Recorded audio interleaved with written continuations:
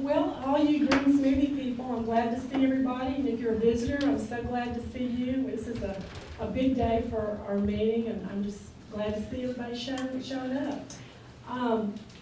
We always start with prayer because we're the green smoothie meeting, so if you'll join me with that, we're going to do that. Father, I just thank you for every person here and every person and family represented in this place. And I'm just asking for a great blessing today as they hear this information. I'm asking that people get a revelation of how they can improve their health and just hear something new today that they've never experienced or heard before. And I thank you for blessing us all and this beautiful day you've given us. And I thank you and bless you back, Lord, in the name of Jesus. Amen. And I'm going to introduce our guest. His name is Dr. Stuart Nunley. And he's come with his wife, Rebecca, today, and they've come a long way to be here, and they've come with a passion to come and talk to us today. And I'm gonna read you his official bio, and then I'll tell you what I really think. Dr. Stuart Nunley is a graduate of the University of Texas Health Science Center Dental School in San Antonio in 1980. He maintains an integrated biological dental practice in Marble Falls, Texas, where he and his partners have treated patients from all 50 states and 24 countries. Dr. Nunley is chairman of the Jawbone Osteonecrosis Committee of the International Academy of Oral Medicine and Toxicology, and he has recently completed a chapter on jawbone osteonecrosis for an upcoming textbook on integrative medicine and dentistry. He holds fellowships in the Academy of General Dentistry and in the International Academy of Oral Medicine and Toxicology. Dr. Nunley is board certified in naturopathic medicine and is board certified in integrative biologic dental medicine. He is licensed in intravenous conscious sedation, and that's going to be big. You're going to want to know about that. And is a member of the American Dental Society of Anesthesiologists. He serves on the teaching faculty of the Academy of Comprehensive Integrative Medicine and the American College of Integrative Medicine and Dentistry, and he frequently teaches on all aspects of biological dentistry. He's married to his high school sweetheart, Rebecca, who we got to meet today, and they have 3 grown children. Now that's the official take on Dr. Nunley, and we do like to know that somebody knows what they're doing and have education when they start doing things too. It's good to know all this.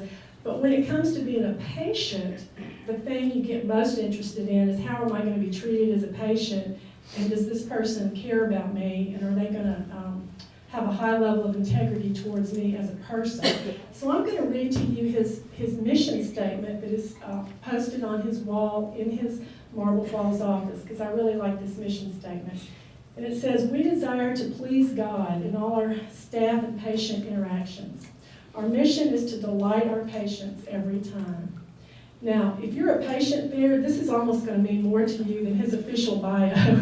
And especially if you're in a situation like I was in, where you're very uncertain, very nervous, very fearful, and possibly very sick, it's going to mean a lot to you to have somebody that sees you as more than just a patient and a dollar. And that is the kind of man he is. And so I'm going to be quiet now and just let him come up here and talk to you. But please welcome Dr. Stuart Nunley.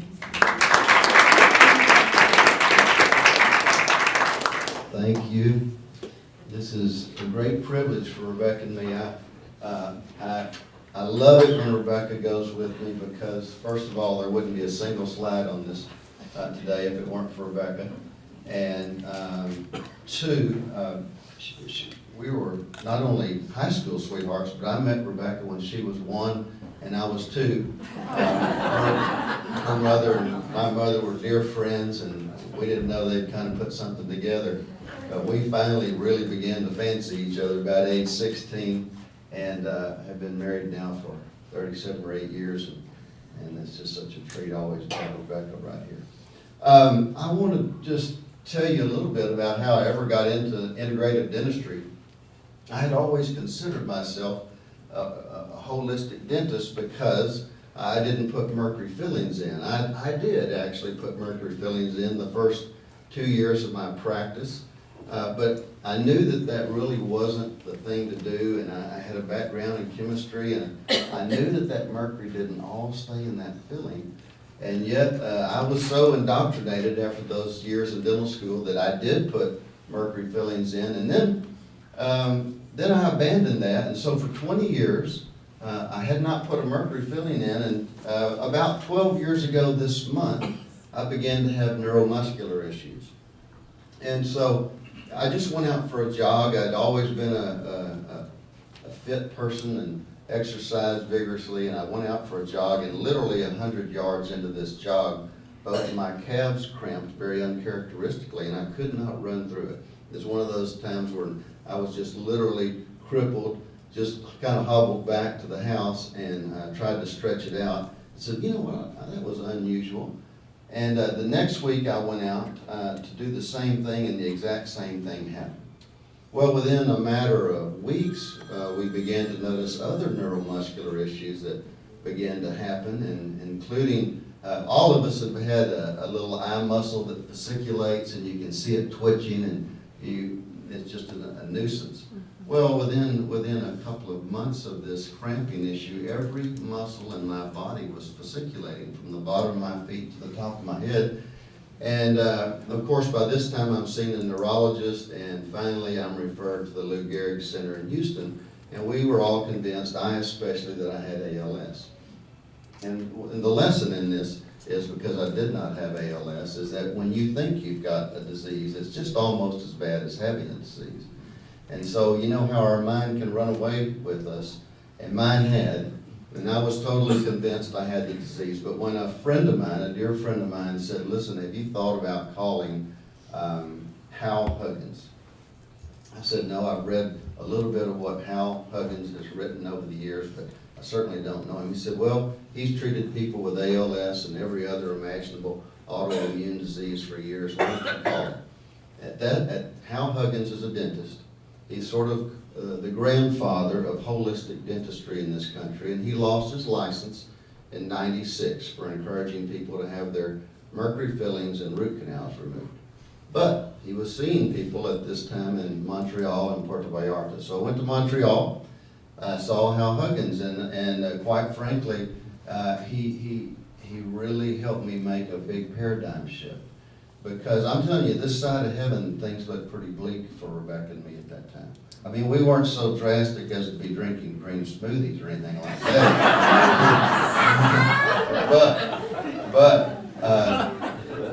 Things looked bad. No, we would have had a green smoothie a minute at that point in our lives, because we were really looking for some help. And so Hal said, why don't you meet me in Montreal? I'll be in Montreal in 3 days. I went to Montreal. He said, everything in your mouth needs to be redone, because we did a biocompatibility test, which, believe it or not, 13 years ago I didn't know even existed. But you can actually do a serum test and see what materials are compatible with you from a dental standpoint. There are 2 dental labs in the world that will measure your serum against virtually every known dental material. And then you can be tested and see what you're compatible with and what you're not. As it turns out, even all the mercury fillings that I had had replaced years ago with white bonded fillings, all of the white bonded fillings that I had were highly reactive for me. So I had those replaced. I had another procedure done, which I'll explain to you a little bit later, which is called a cavitation surgery, where I had my old wisdom tooth sites cleaned out.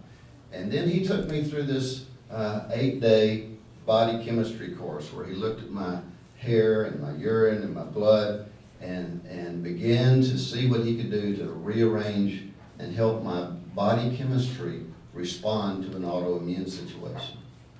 Well, Rebecca and I left Montreal 8 days later, and I felt immensely better. Part of it was because I'd had a man listen to me and offer me hope, which I'm very, very thankful for to this day, and it had a huge impact on my life and the way I treat patients, because I see some of the most desperate patients on the planet. Many of my patients have seen many different physicians, been to all sorts of healthcare professionals, and finally someone has said, well, maybe it's your dentistry. And so I end up seeing these folks repeatedly, many of whom have lost all hope. I'm trying to point them to the Lord Jesus, to tell you the truth, because I know he loves to use us. He loves to use us to be his hands and feet. He always has. He could do it in a heartbeat, but he wants to use us. And so I love to be used by him, and he chooses to do that. But I want their hope to be pointed toward him. But all I can do is sit there and listen to them and try to really pay attention to what's going on. And then let's see if we can really make some inroads by improving their dental situation. So I'm so thankful that this gentleman listened to me and taught me how to listen to a patient. But then the other thing he did was he really helped me shift a lot in terms of my diet. I know that many of you in here have already read the book, Grain Brain. Well, Hal Huggins was talking Grain Brain 30 years ago, talking about we need to increase our fats, lower our carbs. We need to be eating those things that nourish our neurons. In other words, we have to get proper amounts of fats and cholesterols and protein in order to build tissues. And so he changed my paradigm because 13 years ago I was a lean, mean triathlete, and I was trying to be, and I was carving to be competitive, and my cholesterol was super low, and I was sick. I had some of the darndest neurological issues I have seen in a patient, and as soon as I began to get fat in my diet and get rid of the toxicities, my neurological conditions began to improve really pretty quickly. I will have to say this, and then I'll end the story. I went from being really a fairly competitive triathlete to not being able to jog for 3.5 years. So it was a process. But I'll just tell you today that I'm back 100%, and so grateful for it. So thankful to be able to stand here before you and just be a testimony to the fact that God did give us amazing bodies. And when we get the toxicities out of the way and we nourish them the way they should be, they can just respond in a marvelous way. So let's go through this today. And we're just going to be here about 45 minutes or so. And then I want you to feel free to ask questions. I want to stop in time for you to ask questions, anything dentistry, naturopathic wise, or whatever you want to hit me with. We'll give it a go. And I want to thank, first of all, I want to thank you, Pam and Fred, for having me. I really appreciate that. We thank you, Michael and Deborah. Thank you all so much for putting us up and having us here. And thank God for Paige. We got here, we always come with 2 or 3 thumb drives. We have everything backed up. We can pull our programs off of Dropbox. And yet today we got here and we couldn't get it to work. And Paige bailed us out. Thank you, Paige. All right. So here's what we're going to talk about. We're going to talk about mercury fillings, and let's even talk about today their impact on the environment, because interestingly enough, the pressure now in terms of eliminating mercury fillings in the United States is coming more from environmentalists than it is from the medical side of it. So I want to share with you a few of the things that are happening, and we're going to talk about root canals. This is always the most controversial part of my lecture. And then we'll talk about cavitations, and cavitations I'll explain to you shortly. And finally, this is the area of dentistry that's most recognized, periodontal disease, in terms of causing systemic issues. So we'll talk about that at the end, and here we go. So everyone knows these old mercury, this is how dentists have made their livelihoods for the last 100 years. And the reason this material is used is because it's cheap. And to tell you the truth, and I hate to say this, but a blind monkey can put one of these in. It takes almost no skill to put a mercury filling in. It's really not, you're stuffing Play-Doh basically into a tooth. So there's no real skill involved here, and that's what's made it a useful material over the years. That's why poorly trained people in third world countries can place these. The disadvantages to it is they tend to break and chip. Here's a broken one. And so this is what happens. And then the really tragic thing about this, besides the release of mercury, is when you put a hard compound within the confines of a tooth and you hit on it year after year, you tend to fracture the tooth, and then the tooth becomes a crown. That's what happens. And so the composition of the filling, believe it or not, those old fillings that I just showed you were 50% mercury. That's 50% mercury, 30% copper, and the silver, tin, and zinc comprise the rest of the tooth. Now, we've always called these silver fillings, but you don't typically call something that's over 50% something other than what it is. It's a mercury filling. It's a mercury amalgam filling, 50% of it's mercury. In 1976, copper was added to the mixture in a high percentage, which made it easier to handle, but now it releases 50 times the amount of mercury than it did before 1976. So if you've got one of these, it's like having 50 of them. If you have one of these now, it's like having 50 of them placed prior to 76. Well, the facts are mercury is the second most toxic element known to man. One textbook has it as the most toxic. The only element usually that's considered most toxic or more toxic than mercury is plutonium.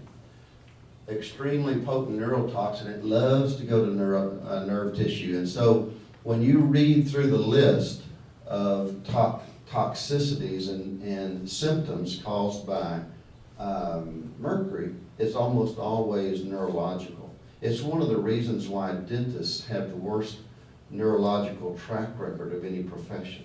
We're always number one in depression, always number one in divorce, always number one in suicide. Dentists have a terrible track record neurologically. There's no biological barrier whatsoever to mercury, and it accumulates in the fetus. So if you're a young mother or a young expecting mother and you have mercury amalgam fillings, your fetus is going to have about 4 times the amount of mercury that you do, that you register, because the fetus almost acts as a magnet to the mercury. If it's an extreme depressant and it's an autoimmune initiator, if in the laboratory you're trying to induce depression into an animal, it's almost always done with mercury, and the same if you want to induce an autoimmune disease, it's usually done with mercury. I want you to watch this video, if you would. It's 4 minutes long, but I think it's well worth watching.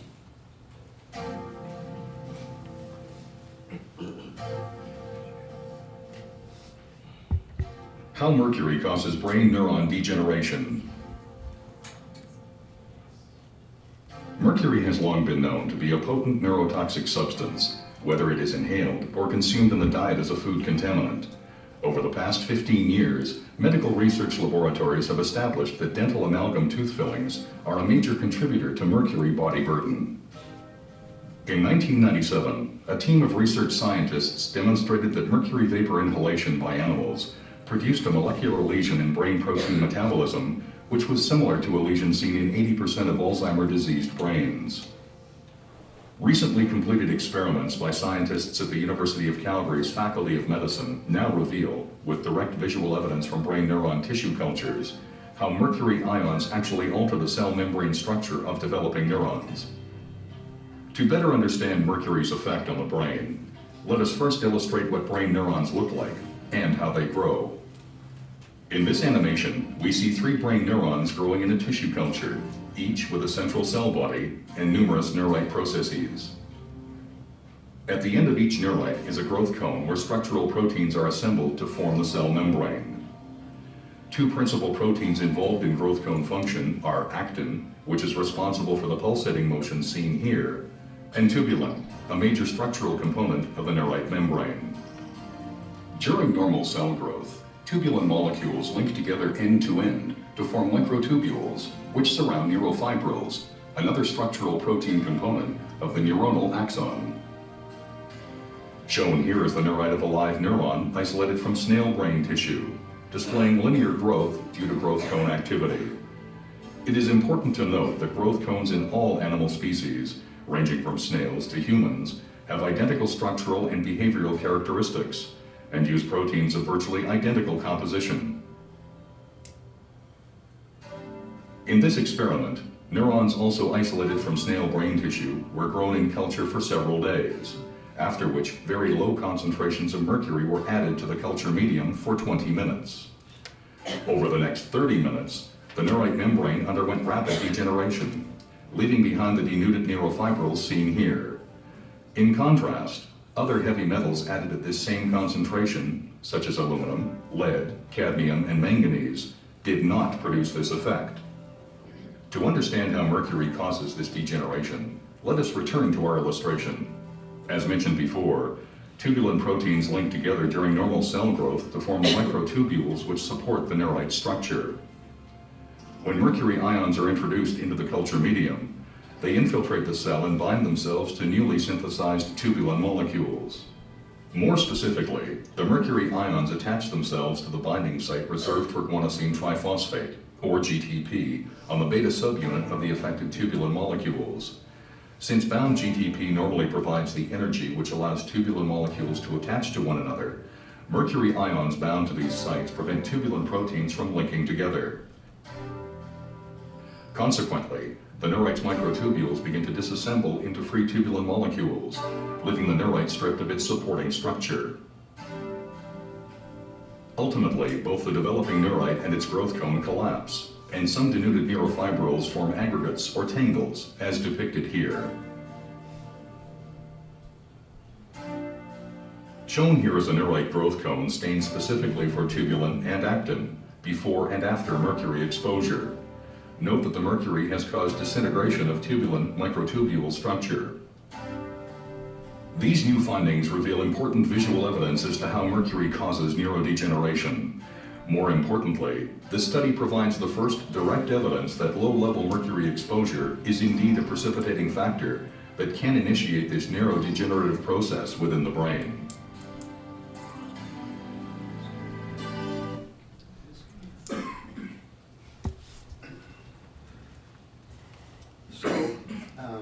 So what had happened to me 13 years ago when I began to have these neurological issues was not ALS.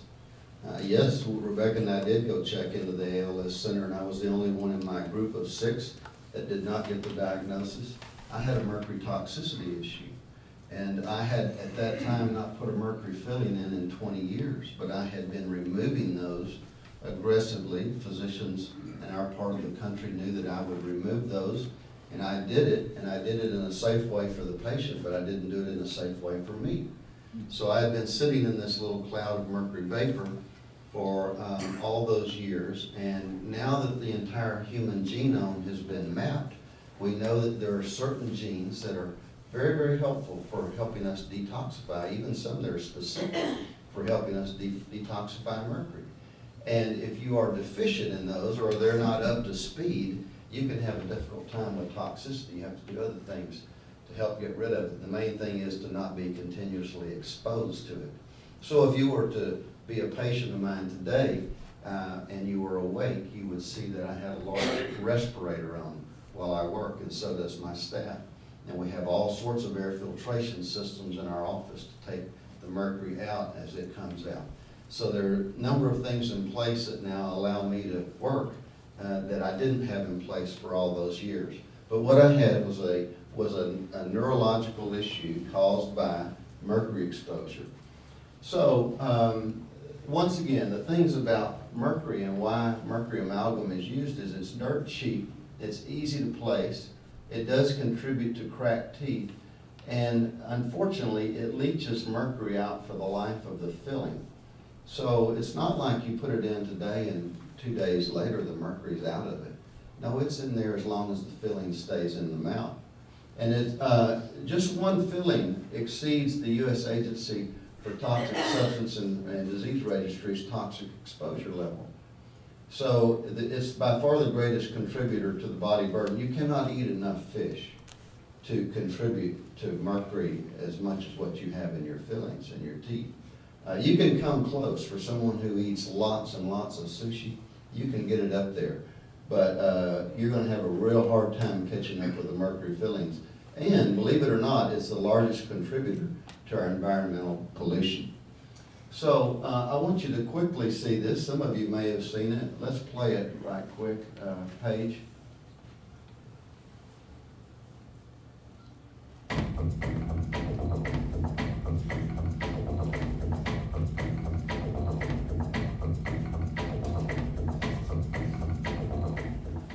In In 1991, the World Health Organization acknowledged that the predominant source of human exposure to mercury is from your fillings. That should be of concern to anyone. So all mercury silver fillings leak substantial amounts of mercury constantly. The amount increases with any kind of stimulation, and as a result, mercury from fillings produces the majority of human exposure to mercury. The International Academy of Oral Medicine and Toxicology is extremely concerned about the anecdotal claims of safety by manufacturers and dental trade associations. There are variants with the published peer-reviewed scientific evidence to the contrary. The precautionary principle requires action once the possibility of harm exists. It does not require proof beyond a shadow of a doubt that in the case of heavy metal and xenobiotic exposure is both nearly impossible and unnecessary, in our opinion. What you're seeing is mercury vapor coming off a 25-year-old silver amalgam filling in an extracted tooth. The background is a phosphorescent screen. The mercury vapor absorbs the fluorescent light, and you can see it as a shadow on the screen. This is mercury coming off a filling that was dipped in water that's the same temperature as the human body. This is a filling that was rubbed with a pencil eraser for just a few seconds. Like going to the hygienist and having her clean your teeth. These are not small amounts of mercury. If you can see it, it's more than 1,000 times higher than the Environmental Protection Agency will allow for the air that we breathe. What about the last time you went to the dentist and they drilled on your teeth? Here is the mercury vapor every time you raise the temperature to 110 degrees with hot coffee or warm water, or even chewed on it. Mercury comes off fillings every time you stimulate them, and that stimulation causes the mercury to continue to leak out of the fillings for an hour and a half at a minimum. Some people grind their teeth. Some people chew gum. The dentist might send an old gold crown to the dental lab to be welded. So we'll stop it there, but see, this video's been available to the American Dental Association for many, many years. The previous video on the neuronal damage from mercury was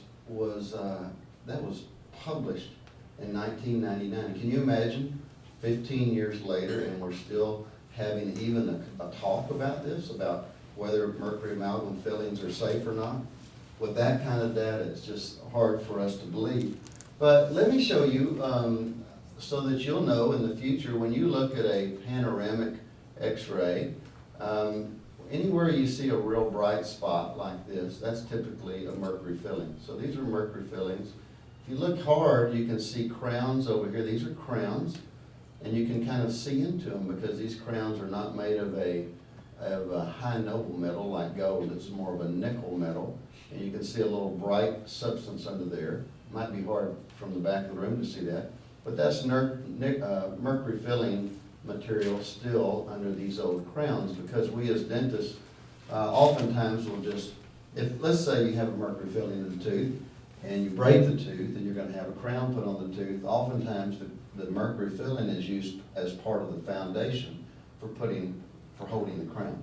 So when you see a dentist and you're asking your dentist to remove your mercury fillings, you want to make sure that they check these crowns, and if they have the right kind of imaging techniques, as this is a digital x-ray, oftentimes then you can see the mercury even under a crown, or there's actually a little tester, it's a little amp meter that can be used to help determine whether there's mercury under a crown.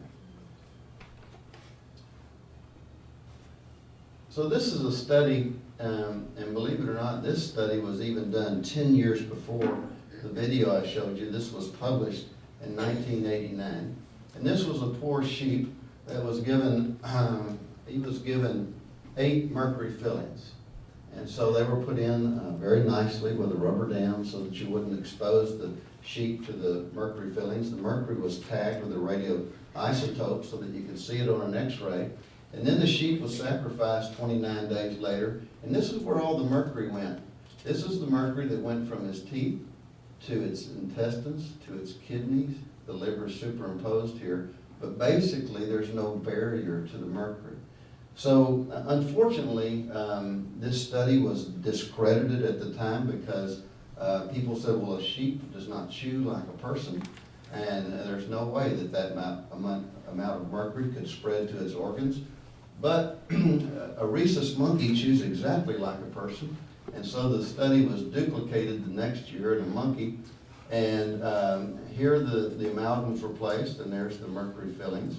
And 28 days later, here's the mercury in the intestines. Here the intestines were removed so that you could see the mercury in the kidneys. So there's no barrier to mercury. It goes wherever it wishes. It loves to go to your most favorite organ. And the studies proved it, and it's hard again to believe that here we are almost 25 years later with that kind of data arguing about whether or not a mercury filling should be placed. Today in this country, 250,000 mercury fillings will be placed. Can you imagine? When we have wonderful materials, materials that pale in terms of their toxicity compared to a mercury filling. And the unfortunate thing about it is, many of these will be used on indigents in clinics where children are subjected to this because, once again, it's cheap and it's easy and quick to use. Well, what about the environmental impact? Because if that's not enough to irk you, this should be. This was published by my alma mater, the Health Science Center in San Antonio in '05 at the Department of Family Medicine. What they did was they did a study of school districts in the state of Texas, and they they used some complicated math. It's called a Poisson regression technique to determine this data. But at any rate, at the end of it, basically they said for the particular sizes that they ended up narrowing it down to, for each 1,000 pounds of environmentally released mercury, there was a 43% increase in the rate of special ed services in our state and a 61% increase in the rate of autism. So the contribution to environmental mercury in America, dentistry is about 75–80%. Residential, you know, through the little squiggly light bulbs that have mercury in them and fluorescent tubes that have mercury in them, that contributes 15–20%. And then industrial, 5–10%, most of that coming from coal-fired generation. Well, you all remember just 5 years ago when Sully landed the U.S. air jet in the Hudson Bay. In that bay, 40–60% of the mercury in there is the result of discharge from dental offices. So I'm going to give you a little clue. I want to give you some things today to think about if you're questioning your dentist on whether he's up to speed in terms of management of mercury. One is he using, if he removes one of your mercury fillings, is he going to use a rubber dam to isolate the tooth so that as he takes out the mercury, you're not exposed to the particulate. So you're not swallowing the particles as the procedure is done. So a rubber dam, or using a rubber dam, would be one way that I would screen to know whether I would want to go to the dentist or not. The other way that I would do it, the one other question I would ask in regard to this is, are you using an amalgam separator in your office? In other words, is all of the mercury scrap that comes out of your office? So when I remove a mercury filling, there's a lot of little particles. Where does that go? Well, it's going to go into the sewage system in Marble Falls, Texas, if I don't do something about it. There is an amalgam separator that will take almost 100% of that out, and every office in America is encouraged to have it, and almost none of us does. Almost no dentists have mercury amalgam separators, and it's a $2,000 deal. It's not like it's a $100,000 piece of equipment to put in your office. If I would not go to a dentist who wasn't using a mercury amalgam separator on his office, because if you do, the mercury's going into the public water supply. So wastewater treatment plants are not equipped to handle these heavy metals, and they are incorporated into the sludge, and then the sludge is either put in a landfill or it's used as a fertilizer. It's dried into bricks. and burned. Well, you get the same effect in a crematorium. See, the problem with mercury is that it just continues to make this cycle. And so it's great to try to stop that cycle. And the first way to stop it is to never put it in the mouth in the first place. So this is what they look like again. And today there are 1,000 tons, 2 million pounds of mercury in our mouths in America. Well, what's going to become of that? One thing that becomes of it is every mercury amalgam bearer excretes about 0.1 milligrams a day in his or her feces, and this equals 8.5 tons of mercury per year alone in the U.S. But if you go to one of the Scandinavian countries where they have now banned the use of mercury fillings, there's an 86% reduction of mercury in wastewater since dentists have been required to use amalgam separators. I love this advertisement. I saw this one time, and then I'm sure whoever created this advertisement was fired immediately. But I've got to explain to you quickly. This is in one of our dental trade magazines. These people right here are in the business of recycling mercury. So they'll sell a dentist this trap. This is a very inexpensive and actually a poor trap. But they'll sell it, and it's better than having nothing because it will collect some mercury. They'll sell you that trap, and when you fill it up, you can send it in to them, and these people will then send you more mercury fillings because they will have recycled it. Well, listen to what the writer of this advertisement says. It says, basically says, this corporation, DRNA, has partnered with this corporation, Kerr, and they will reward you with a 50 capsule double spill, that's 600 milligrams of this amalgam for free when you send them in one of these traps. And then here's the real kicker. It says, that's an average retail value of $78 for your help in controlling hazardous waste in the operatory and the environment. So, and really that ad just tells it all. It's embarrassing to think that we would be so stupid as to read that and swallow it, hook, line, and sinker. But we do. We're going to move on. So let's go to the controversial part of this, and that's root canals, because I know there are many, many folks in here who have root canals. And Rebecca had one that I did for her 20 years before I removed it. And I just want to say that everything you see in here that I think is wrong, I've done. I did it all. So I wouldn't do a root canal today for anything, and I did 150 a year for 20 years. So I'm just saying, but I'm so compelled now by the data that I wouldn't do one, I couldn't do one. And that's not to say, I don't want everyone in here to run out of here and say, I'm going to die tomorrow because I have a root canal. Because the truth of the matter is I have 100-year-old patients who have had root canals for years, and they're living robust lives. Toxicities affect us all very independently and differently. As you and I all know someone who has smoked for many, many years and has no lung carcinoma. I also know people who smoke, also know people who have been around secondhand smoke only for a few years to have carcinoma of the lung. So we all respond to toxicities differently.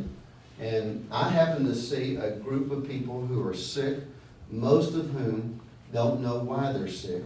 No one can figure out why they're sick, and maybe it's a tooth. And so I'm going to show you the data behind root canals. It's another testimony to how incredibly God made us, is how we can handle these toxicities. Because root canal teeth are toxic teeth. You can say that. It's firmly supported in the literature. I published a paper on it last year, and it's in concrete. There's no doubt about it. Root canal teeth are toxic teeth, but some people handle them and some people don't. All right. So this is a root canal tooth. It's beautifully done. It's got a nickel crown on it right here because you can kind of see into it. Here's another root canal tooth on a third molar, on a first molar. Perfectly done.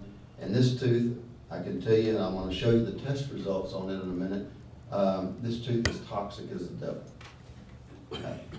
This gentleman right here, Weston Price, and I'm sure in a group like this, most of you know who Weston Price was. Weston was a dentist.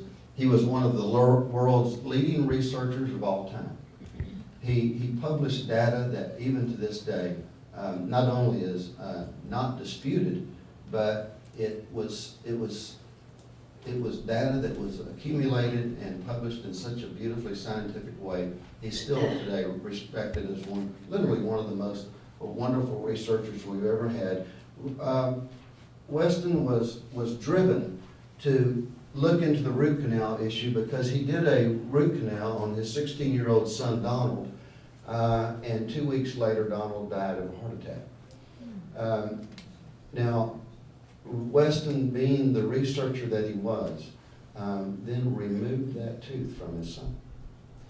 And he took that, and he took a little portion of it, and he embedded it into the belly skin of 100 rabbits, and all 100 died of heart failure. He then began to take a real look at the root canal issue. And so literally today, even today, some of the data that was published by Weston Price in 1923 is data that we can still hang our hat on. But to tell you the truth, so much of that data has been shunned by the American Dental Association and by dentists. And in my opinion, I think it's one of the worst things we've ever done is that we don't educate people. You might want to have a root canal. Maybe if you didn't have a root canal, you were going to have to go to a denture because the one root canal was holding a whole mesh work of bridge work. Well, that's fine if you want to have a root canal, but you ought to also have the option of knowing what are the possible consequences, or is there any other possibility other than a root canal? And unfortunately, today in this country, many people sit down and sometimes they tell me, I didn't even know I was getting a root canal. It was done before I was out of the office. So what should happen is you should be informed. You should get an informed consent. And if you want to have a root canal, you should get it done by the best person you know. But if you don't want a root canal, you should know that there are good alternatives out there. So Weston Price is one of my heroes. He did the original research. And so last year we published a paper that talked about the toxicity of root canals. And one of them was that tooth number 3, that first molar that I showed you. And that tooth, when I removed it, now you have to remember, people are coming to me because they're sick and their physician has recommended that they have their root canals removed. And so typically they're motivated to do that. So on a particular group of patients, I removed their root canal teeth and I submitted them to a laboratory in Lexington, Kentucky that could measure the toxicity of those teeth. And in this tooth, it averages 71% inhibition of the enzymes that they tested it against. These enzymes are essential for life. If you don't have these enzymes, you're dead. In this particular tooth, it inhibited those enzymes by 71%. This patient felt like they were dead. They weren't, but they felt like they were dead, and he felt tremendously better once this one tooth was removed. This is one of my dear, all 3 of these ladies are hygienists in my office, and Tabby was sitting at her daughter's softball game 12 years ago. This is just about the time I was beginning to recover, and I had been exposed to this root canal issue. Well, Tabby's sitting at her daughter's softball game, and the softball comes over and hits her right in the mouth, and so one tooth instantly died. This was actually, I guess, 13 years ago because I did the root canal on that tooth. Well, she was a perfectly healthy 30-year-old woman, a jogger. The next year, the tooth next to that died from the same blow. That softball just caught her right here. So I did the root canal on that tooth. Well, within about 3 or 4 weeks of doing the second root canal, Tabby began to have achy joints. Now, this is a perfectly healthy 30-year-old. And in about a month's time, she said, you know, I don't know if I'm going to be able to continue to do my job as a dental hygienist. My fingers are getting so stiff. Well, the next month goes by and she's seen a rheumatologist. Within 6 months of doing the second root canal, Tabby couldn't get out of bed. Full-blown rheumatoid / lupus. She has all the blood work, of course, by this time to document it. Many of you will recommend or recognize what an ANA titer is. An ANA titer is an anti-nuclear antibody titer, and that titer can get elevated and does get elevated in certain autoimmune diseases. She had a very high one. Well, I'll have to tell you, this is the very first person that I removed a root canal tooth on because she desperately wanted me to see if it was going to help her with her rheumatoid. We removed her 2 root canal teeth. This is So this is a little bridge that she has in there that you wouldn't know, but those aren't her natural teeth. We removed her 2 front teeth, and within 3 weeks, 95% of her symptoms were gone. That's the kind of impact that root canal, again, many of you have root canal teeth done, and you've had them for many years, and you're thriving. I'm just sharing with you, this is the sort of patient that I see, and that's the kind of impact. There was nothing else in her health history at all, other than the fact that she's a busy 30-year-old mom, 3 kids. That'd be enough to drive me into rheumatoid. But at any rate, she had she appeared to be a perfectly healthy woman until she had the root canal teeth done. So I thank God for Tabby, because she gave me boldness in speaking to people about this issue. I had the research, but this was like taking 2 front teeth out of my daughter. This was a precious 30-year-old hygienist, and I didn't want to take those teeth out, and I had been trained to save every tooth at any cost. And so I appreciate the fact that she had that result.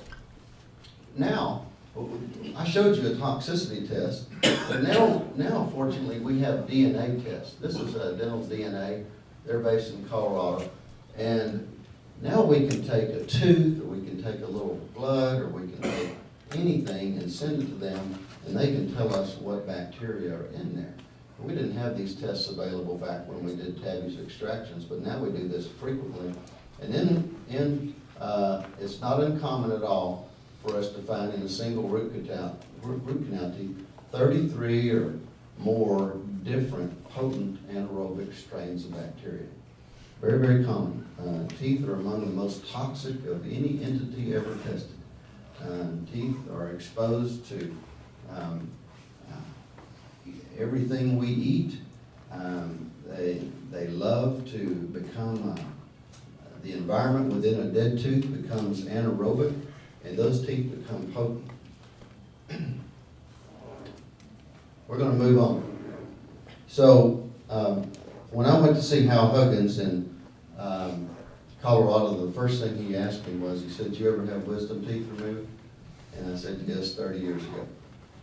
He said, "Well, do you have cavitations?" I said, "I don't know." He said, "Well, if you do, you'll never get well." I said, "Well, I don't know if I have them or not. I've only heard the term a couple of times in my life." I was talking earlier. My mother was diagnosed at age 58 with Alzheimer's and died at 68. And I've got this long family history of cognitive issues. So I'm always trying to do everything I can to stave off cognitive decline. And so I happened to be at a brain longevity conference in Tucson probably 15 years ago. I was the only dentist. There were 20 of us in the room. And I was sitting next to this brilliant lady physician, and she found out I was a dentist. She said, "Do you do cavitations?" And I said, "Sure." She said, "You do?" I said, "I do them all day long." Well, she went on to say, and I then found out about her clinic. Surely they did see people from all over the world. She had a fabulous integrated clinic in North Carolina. She went on to say, "We have these patients come in with these unbelievable health issues, and we cannot put our finger on them. We do every diagnostic test." She said, "I can't tell you how often we send them to have their cavitations cleaned out, and they get well." I said, "Whoa." In my mind, I'm thinking she's talking about cavities. But I had no clue what a cavitation was. And thank God she never sent me anywhere. But at any rate, I went home and started reading about cavitations, and then when Hal Huggins said, "Do you have cavitations?" I still, several years later, really didn't know whether I had them. Well, most of us probably have a cavitation. It's a little hole, it's a cesspool of bacteria in the jawbone. So a tooth is removed, the bacteria either stay in there from the tooth being infected, or in the case of a wisdom tooth, they go in from the mouth. A little cap of bone grows over the top and gum tissue, and they've got this little secret hiding place. And they can just lay there having a wonderful time for years and years and years. But when we investigate those, they're absolutely full of potent anaerobic bacteria. We've done many toxicity, hundreds of toxicity tests on these. It's well documented in the literature. And we've also, of course, now done the DNA tests on them.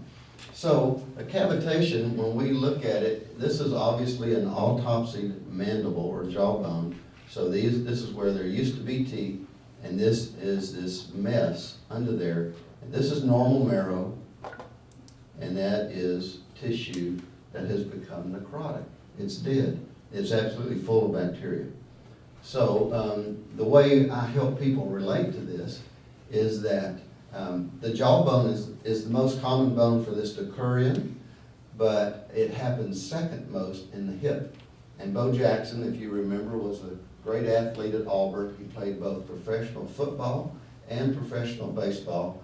One day in a professional football game, Bo Jackson took a hard blow to his hip necrosed, it cavitated, and it cost him his professional career. So he had to have his hip replaced. So that's how we can relate to it. The cavitation is just a dead area of bone. And it's either dead or it's just stagnant. In other words, it doesn't have to be completely dead. When we biopsy these, they'll sometimes still have a little bit of blood supply to them, but not very much at all. So if you look at them on an x-ray, occasionally they'll show up like this, and anybody could diagnose that. That looks like that is a cavitation. Unfortunately, most of them don't show up like that. Most of them look more like healthy tissue, because a lot of the jawbone has to be destroyed before it'll show up the way that did. And the exasperating thing about this, if I had the same room completely full of dentists, 90% of them would be just like I was 15 years ago and would not have heard the term cavitation. Right now, you know more about cavitations than 90% of the dentists in this country. I want you to see. And this was described in the literature in 1915. This G.V. Black was considered the father of modern dentistry. He published this in 1915, which describes a cavitation. Well, it's been overlooked for the most part, even though today this is the most commonly used oral maxillofacial pathology textbook in the world. It's used in 98% of dental schools worldwide. Page 748, usually the diseased marrow must be removed surgically by decortication and curettage. And all that means is a little incision is made right over the spot where the tooth was removed initially, and the tissue is pushed back. A little rotor-rooter type instrument is used, and that's cleaned out, and that area heals, and the toxicity is gone. So, for patients who have an autoimmune disease or have some bizarre health issue, extreme fatigue, these can play a huge role. When I had mine cleaned out, within a week I felt better.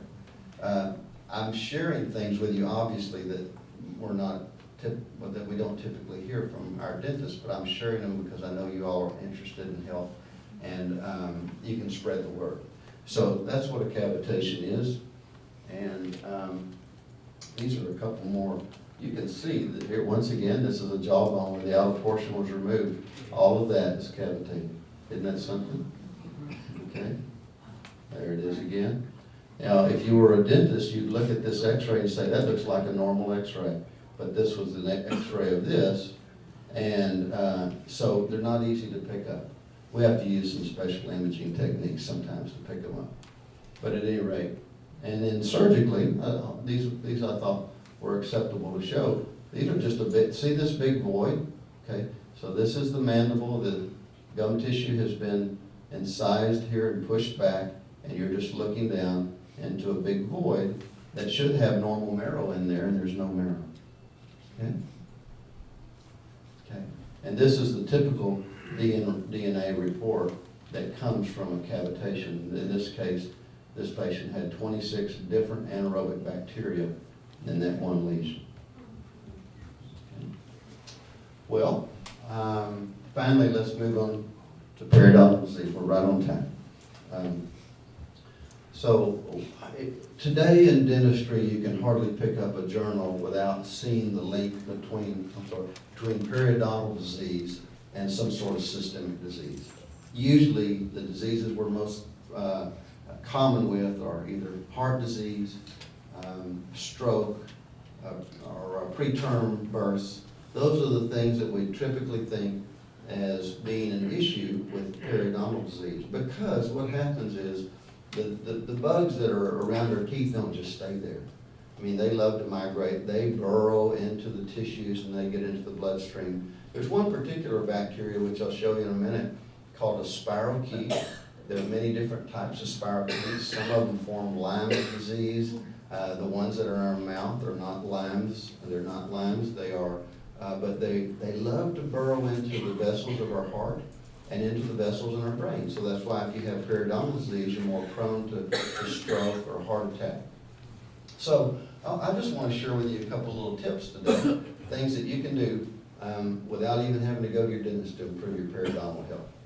If you were to do nothing but get a water pick and you put about an ounce of hydrogen peroxide in the water reservoir along with the water, and you irrigated once a day and really flushed around your teeth and forced that jet of water into and under the gum line, you will improve your periodontal health instantly. Because all of these bacteria that are a problem are anaerobic, and they do not like the oxygen that's delivered via hydrogen peroxide. So that's one real simple thing to do. The other one that I would do is in terms of a toothpaste. By the way, I wouldn't be recommending any toothpaste that had fluoride in it. So I would want you to use a toothpaste mixture, and this is the mixture. You would do what my grandmother did. She would pour either water or hydrogen peroxide on her toothbrush, and then she would dip it into a little glass thing that had baking soda and salt in it. And typically about 80% baking soda, 20% salt. And you have the best toothpaste right there on the planet. If you want to do something to spruce it up, you can do another toothpaste if you want, just to freshen your breath. But that toothpaste, again, liberates oxygen, which helps kill harmful bacteria. So I'd highly recommend those two things. And let me just show you then. This is obviously a gross situation of periodontal disease, and that's just full of bacteria. But I'm going to show you a slide in a minute, a little video. I hope it comes up. We'll have to see page whether it comes up. I want to show you a little video of a very healthy looking mouth. Can you click on that and see if that's going to come up? Let's see if it would. If not, I'll describe it to you. It's the very last slide.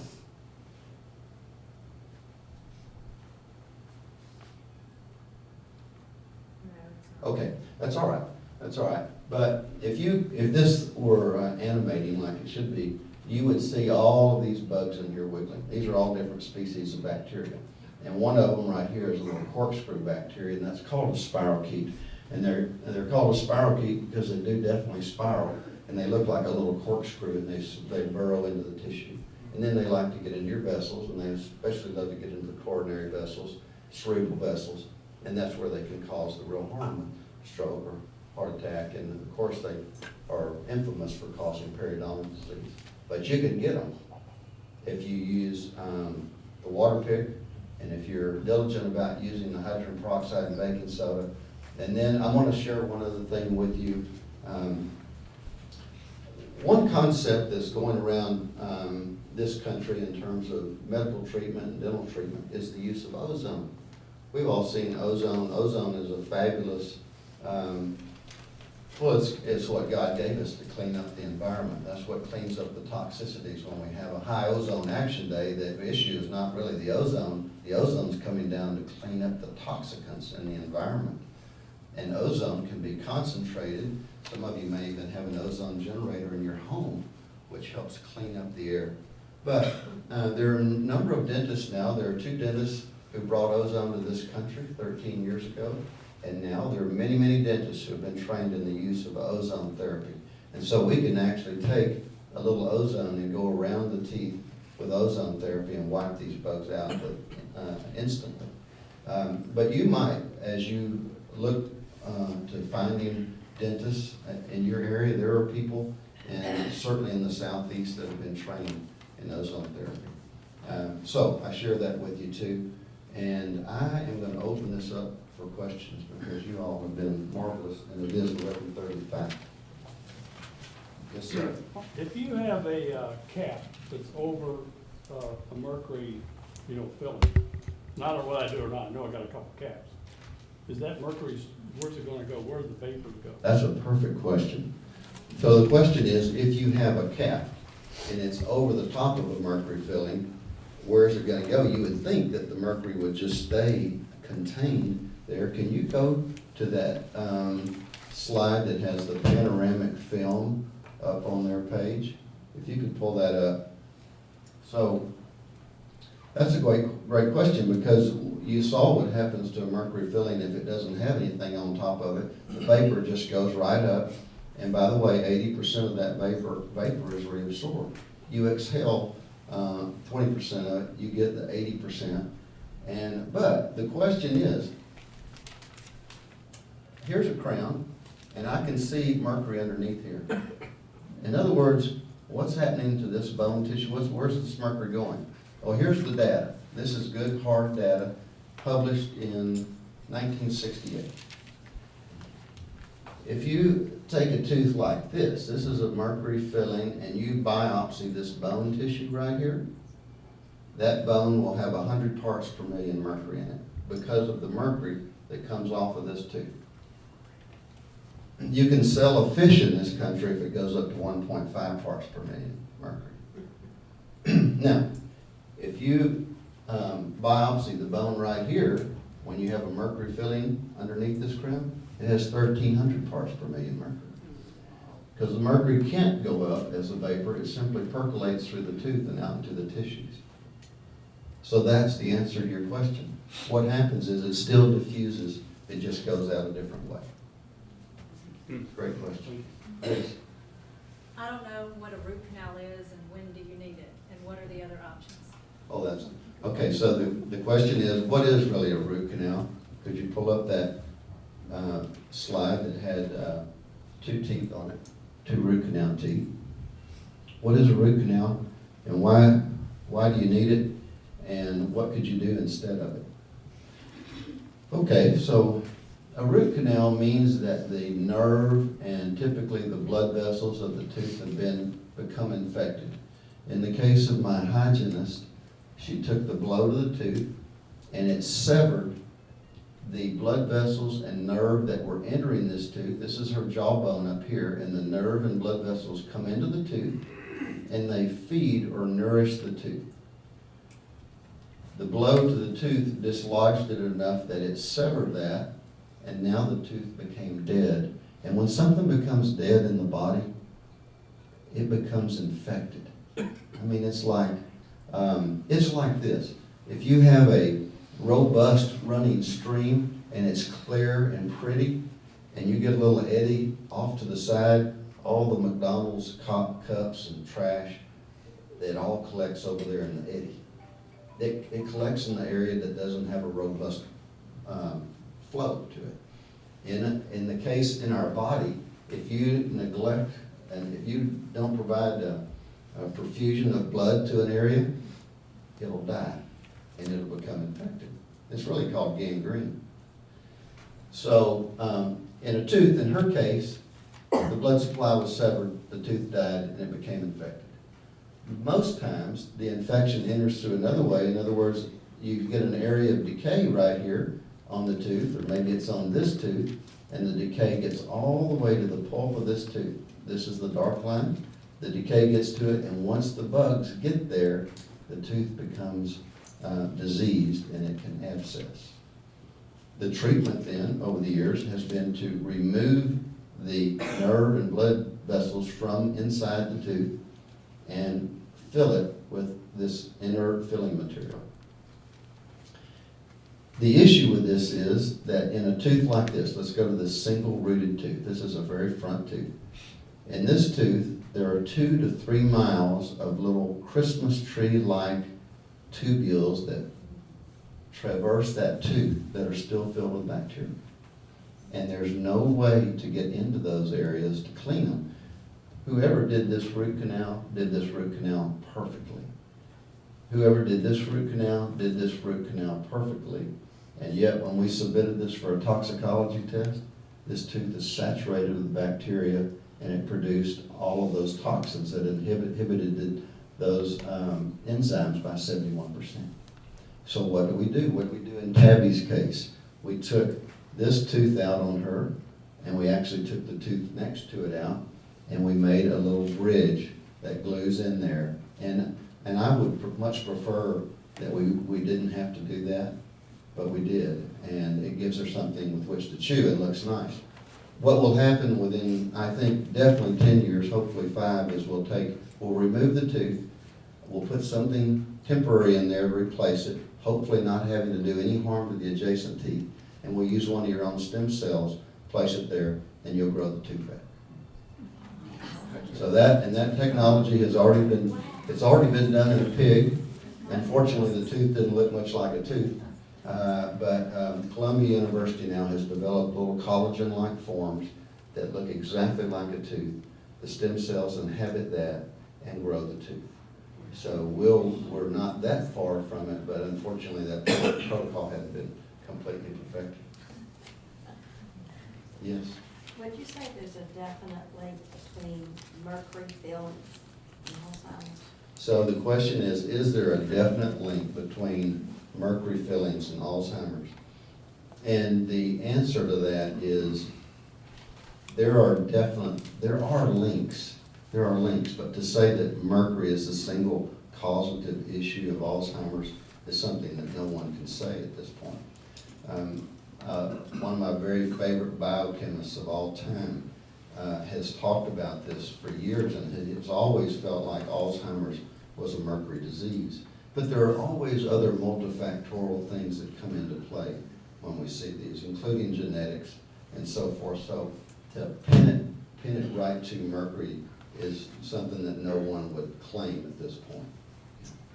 So, yes, ma'am. Yes, Dr. Manley, thank you so much for graciously coming and speaking to us. Your knowledge is just fascinating. I have a question about the DNA testing, dental test.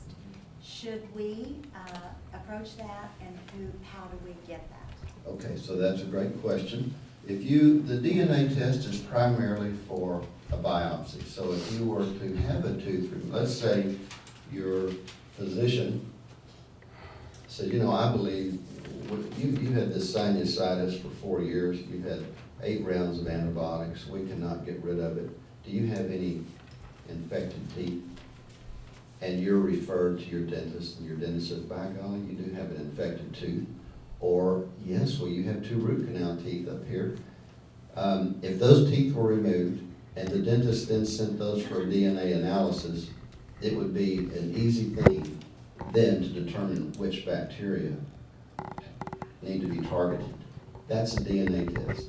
The other test, as far as determining what dental materials are compatible for you, that is a different test, where simply you go to a dentist, typically, who will have these kits, and either they will draw the blood, or they will send you to LabQuest or another commercial laboratory to draw the blood.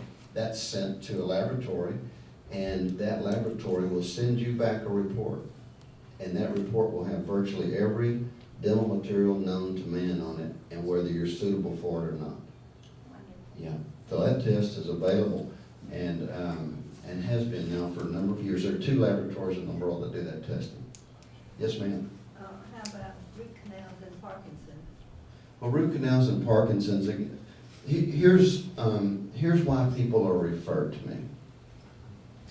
Typically, any autoimmune disease is just a challenge. It's just a challenge to our immune system. So you would like to have, we think of sometimes as autoimmune diseases as being an immune system that's just not recognizing, it can't tell self from some foreign invader. And so in an autoimmune situation, our immune system attacks itself.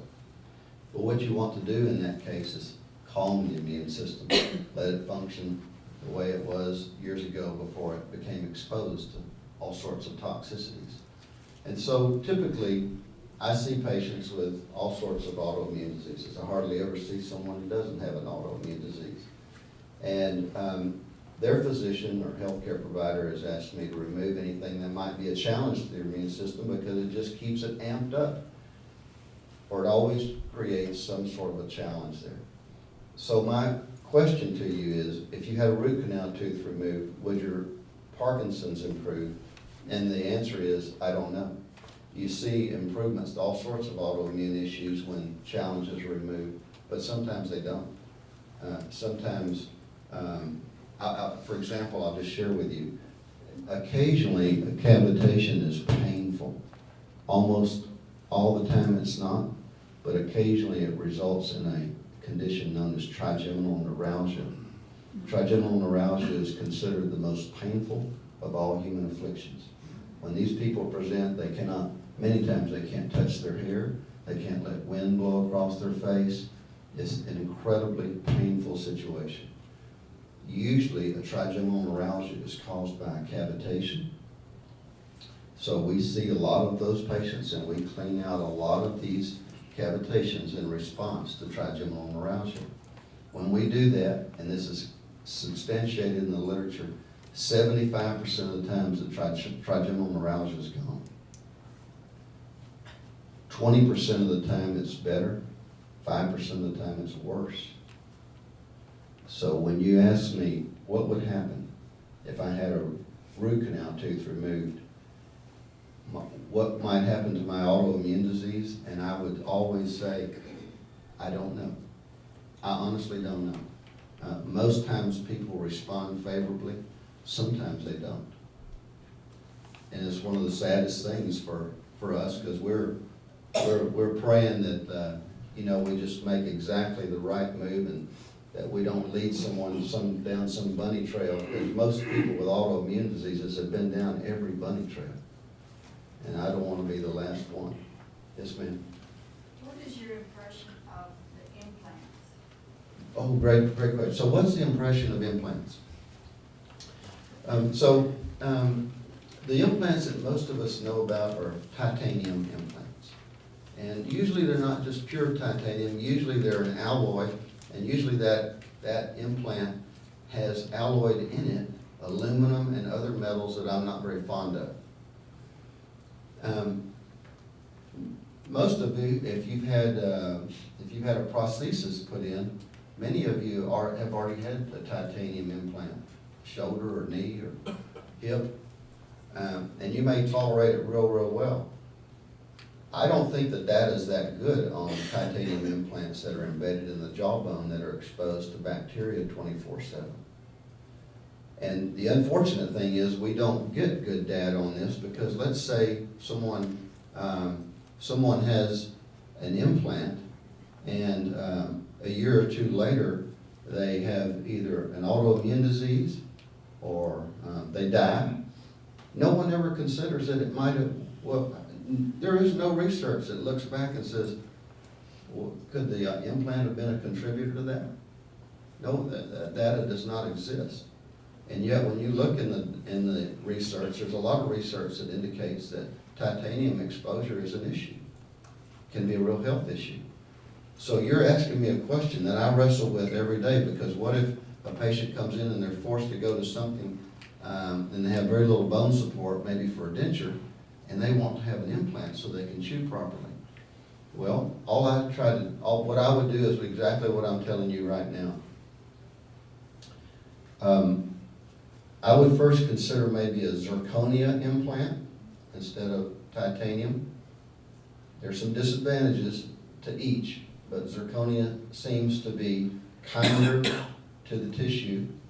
And if the patient had any autoimmune disease in their history, I would encourage them not to do it, but to wait until stem cells were available to grow their teeth back.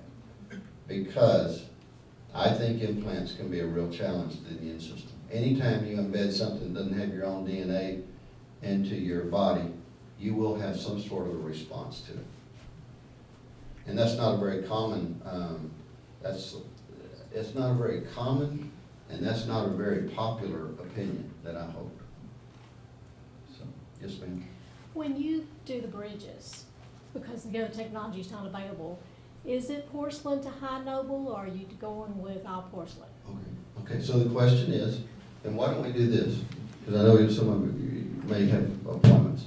I'm going to just answer this one other question. And then for those of you who need to go, I want you to feel free to go, but I'll stay and answer any others as long as you wish. And my wife she knows it better than I do. So feel free to ask Rebecca.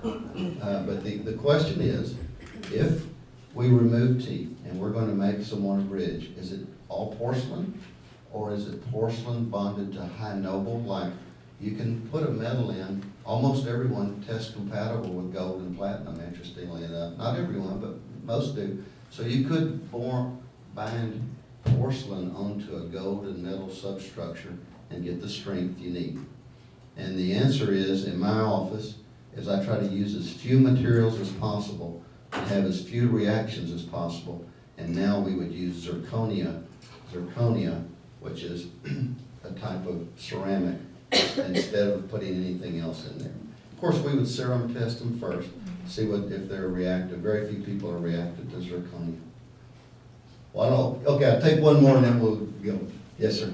I'm just curious, do you know why the EPA has not got involved in the amount of mercury that's put into our drinking water? They get involved in the carbon real big and everything else, so why haven't they got involved in that? Well, great question. There would be some people that say the EPA and the ADA have been tied a little too closely together over the years. And I didn't say that, but there are some people that would say that. And listen, you all have been, it's been such a privilege for Rebecca and me to be here. Thank you very much.